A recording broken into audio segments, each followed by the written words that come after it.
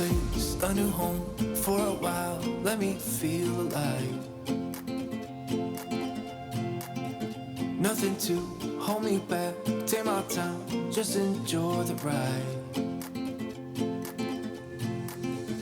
A new man passing by. Life is good, best I've ever felt. Welcome to the Great Sand Dunes National Park, where, you guessed it, we're going to walk on some sand. Yep. In fact, we are going to make our way to the High Dune. Yeah, which is right around 8,700 feet-ish. I'll put it down here. It's supposed to be one of the tallest. Now, when you're reading up about hiking up to High Dunes, you'll read distances anywhere from just over 2 miles to 4. Yep. And that's because there's a couple strategies of going up. You can go up where you slither your way, trying to stay on top, or you can just make the direct route up and down over the dunes. What our method's going to be, honestly, we don't know. Let's go find out.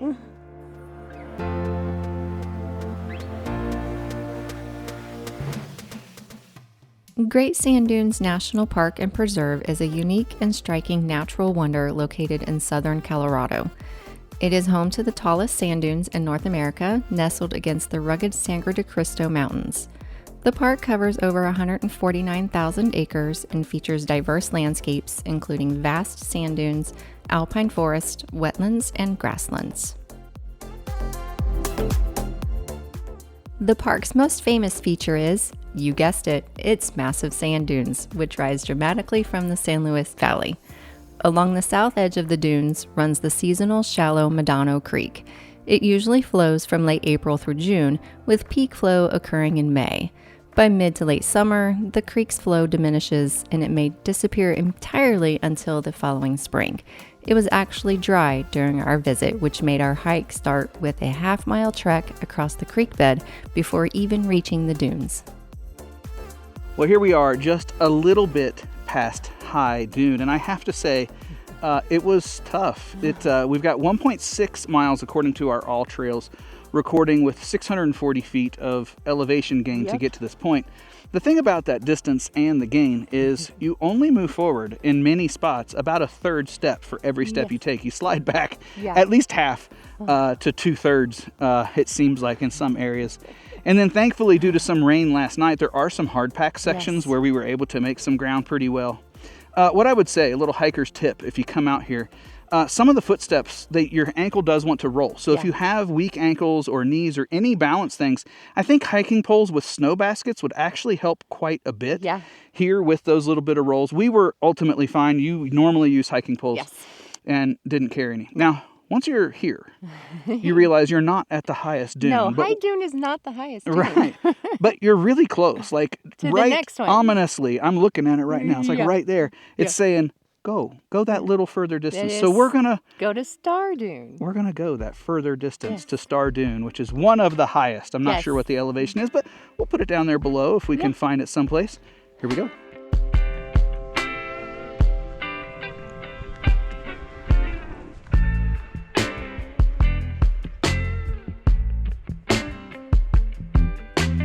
Yes!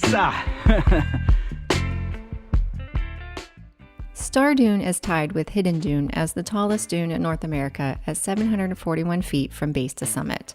And if you haven't started a drinking game with the word dune by now, then I'm disappointed.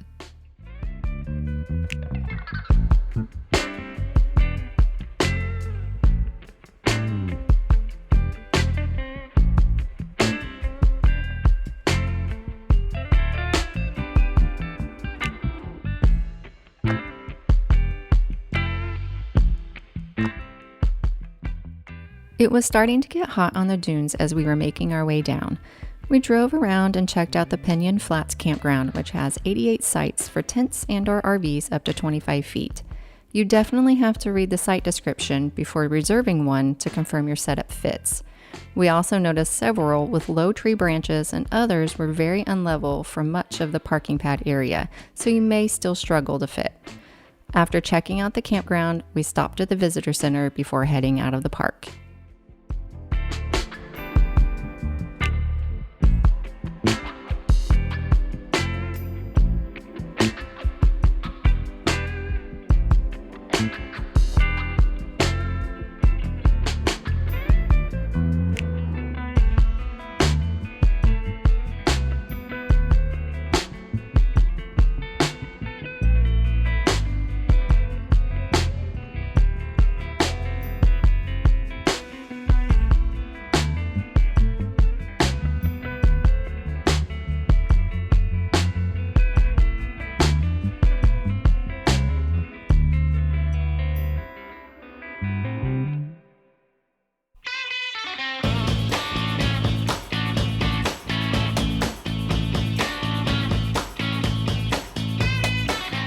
Well, I must admit that hiking on the dunes was a lot more fun than I think Alana and I had anticipated. We really aren't sand, beach, dune kind of folks, but still it was really fun, especially coming downhill. There was some sections where the sand had loosened up and started to dry out from last night's rain, and it was almost like speed skating or roller skating, where you kind of kick your feet out to each side as it smooshed underneath your feet on the way back down. Now, if you were interested in doing a lot longer hike with more elevation gain, there are some backpacking and longer hikes that leave from the lower elevation area that goes higher up into the mountains. We weren't really interested in that here. So instead, we've actually come out of the national park area up to Zapata Falls. You've already seen the sign for that. It's in BLM land, just a few miles out, a really short hike, and we're gonna go check that out now.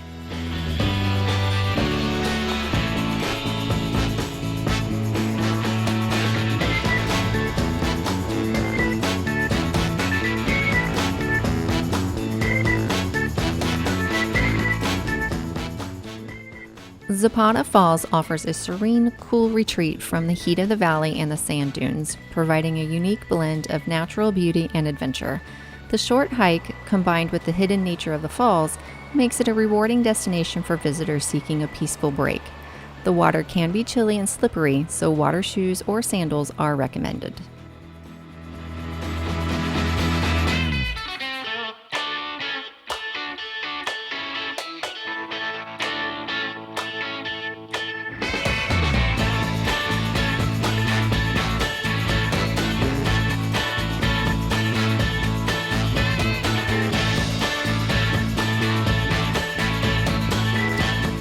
Well, that was a nice little adder, just under a mile, 9/10 of a mile. It was pretty busy up there, so we didn't hang out, but you could wade and go deeper up into that chasm Yes. if you so chose. We did not chose. In fact, we've wrapped up and we've moved on down the road. I did enjoy Great Sand Dunes Yes. National Park. A second visit for me, but I did a lot more there on this visit. I feel like that half a day to a day Yeah. for most visitors is really going to be enough there. Now, we started our day, as you saw, still in the dark and very, Yes. very early, and then we were on the road and really out of the area by about 2 p.m. You could feel more, especially if you added miles on some of those longer hikes or did backpacking, which is available on the dunes or in the mountains above the dunes there in that area. That's it for us. As I said, we've now moved on down the road. Yep. We are just outside or getting really close to Mesa Verde. Mesa Verde. We hope to see you there. Bye-bye. Bye. So for this week's outro escapade, we like to make wraps going down the road. I'm stopped now, but Alana can usually reach the fridge right here behind us. And we make like little sandwich wraps because they're easy. Yeah, they don't mess anything up down the road. But we both like some sauces. My favorite is horseradish, kind of mayo-y. It's like a Arby's horsey sauce, a little more spice. Anyway, that's irrelevant. The important thing to note is that when you live in Ohio and you travel across the country and you've changed a lot of elevation, with stuff sticking up that we have to store it upside down. Alana went to open this and We had a pile of horseradish. we got, Big pile. it exploded in her lap. Yeah. So a lot more. On the tortilla, though. But a lot more than we really wanted. So anyway, note to you when traveling, mind your elevation change. Things pressurize, things depressurize, and they'll Yes. either implode or explode. See you next week. Bye.